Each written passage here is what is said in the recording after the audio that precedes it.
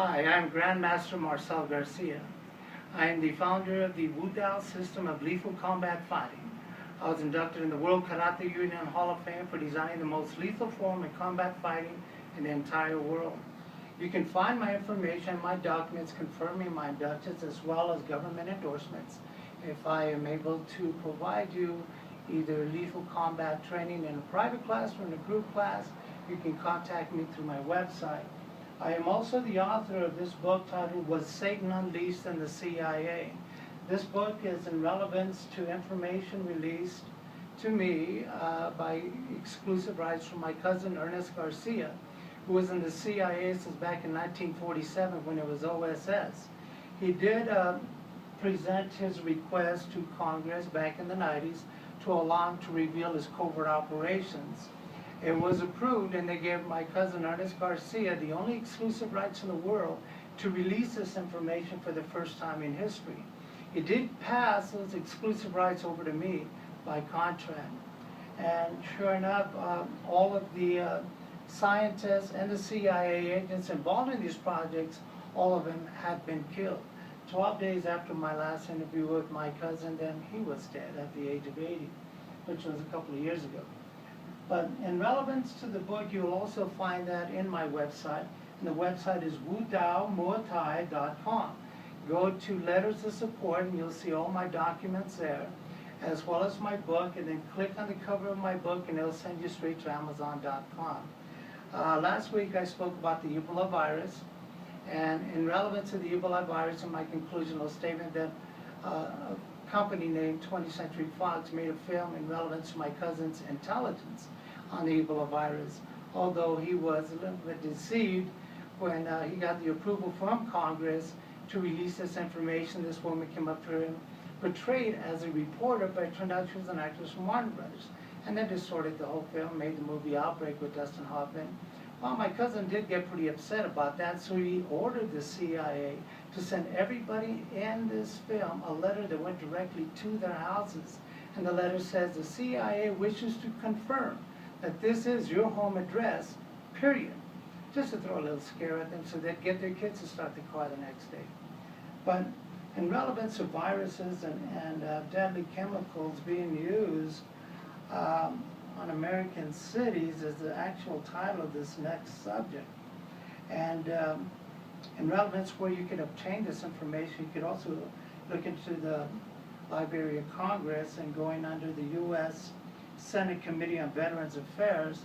I like to read some of the notes directly out of my book because to me it's important to be very precise, as these are documented stories by Congress. You would find it on page 26 on note 158, note 159, and note 160 to confirm that what I am indicating is true. Of course, some of these testings went back as far as 1950, and it happened through numerous years as they go by all the way on up to the 80s, and you'll see the rest of the story, the objective of what I'm trying to get across from you as we get closer to our current times and things to come. But it all falls in place. This event took place in San Francisco.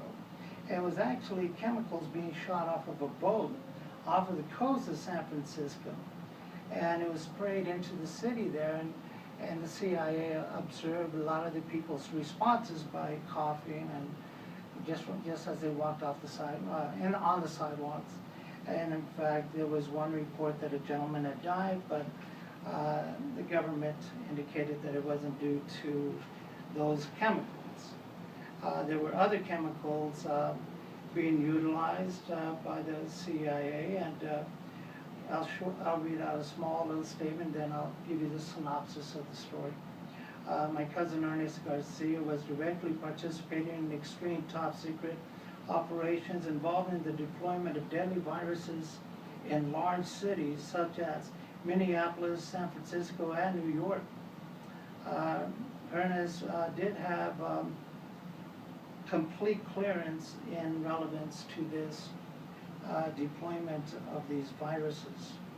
So from here, as he also indicates that there was film footage of how this lethal bacteria was released in the subways as well as the sewers, endangering American populace.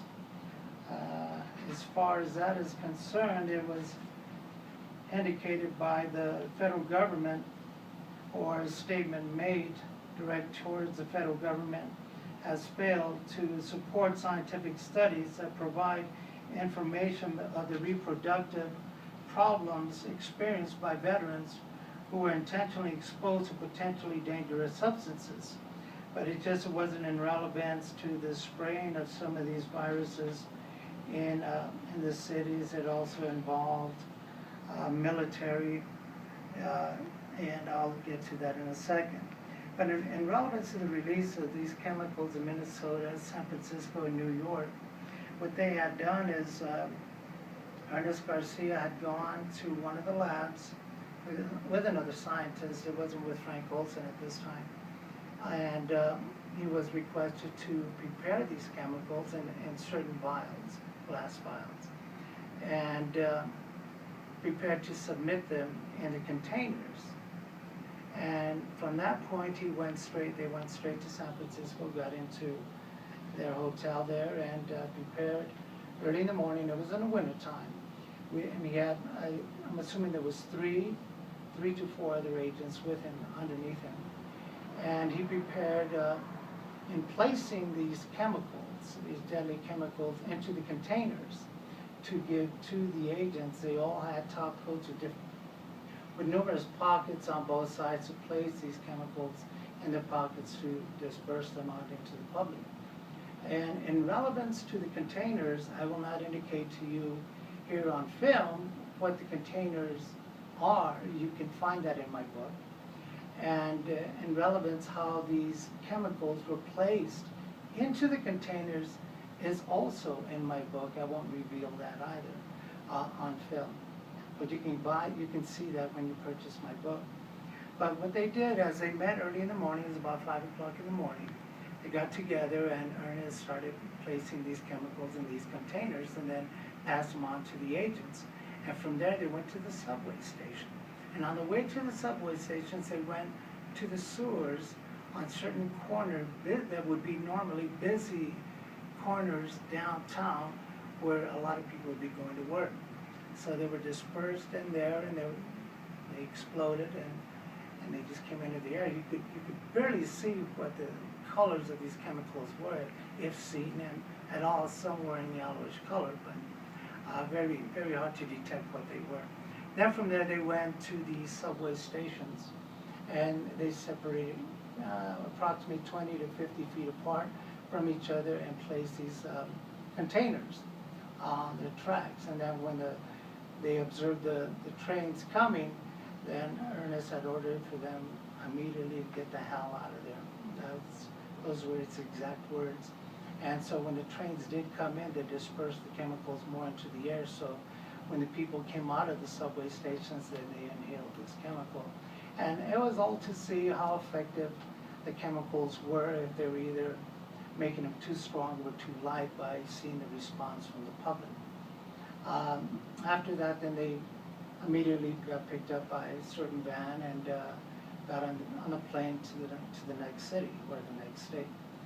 And that just comes to show you how the testing was done just in relevance to direct public.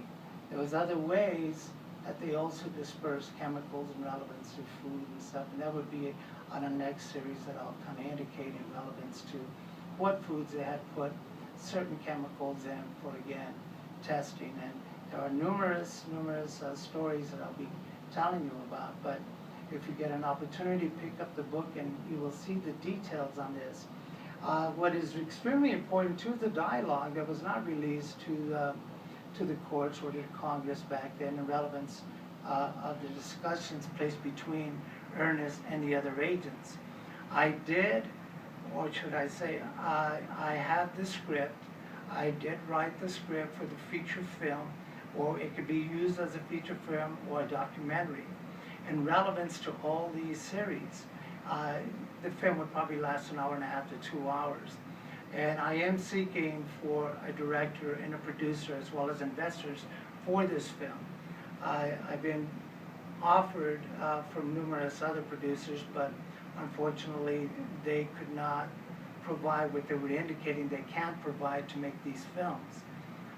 But I am seeking one, and you could possibly reach me again through my website if you are interested in the production of this film or the investment of this film.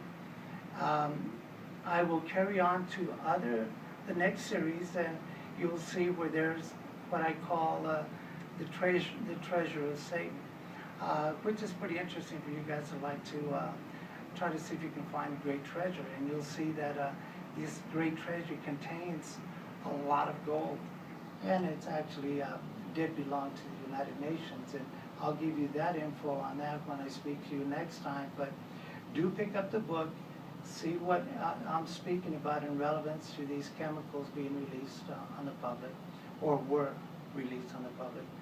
And I'll see you next time. God bless you. Bye-bye.